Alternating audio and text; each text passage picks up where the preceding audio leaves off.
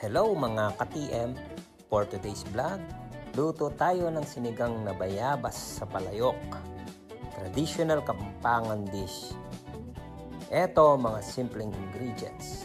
Pork, kalahating kilo, sibuyas, gabi, frozen bayabas para alila mabulok, larang pamaksi or siling haba, syempre ing kangkong. Ilagay mo ni ing babi, pabukalan me gaking 15 to 20 minutes para malambot yang malambot ing babi. Yan, after 20 minutes, lako mo ing bula-bula o ing sebo ning babi.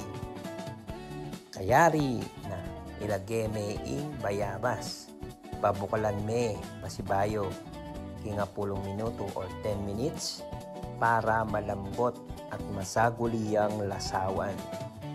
Perfect yaing luto ngeni, lalo na't mumuran at marimlayng panahon.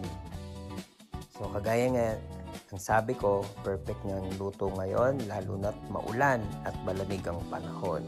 So yan. After nyan, sunod meng ilagay ang sibuyas or sunod mong ilagay ang sibuyas, gandos or gabi at siling haba o larang pamaksi, ika nga. Pabukalan me pasibayo mga 2 minuto or 20 minutes. Isunod mo ne ing kangkong, pabukalan me king 2 minutes para crunchy ya ing kangkong.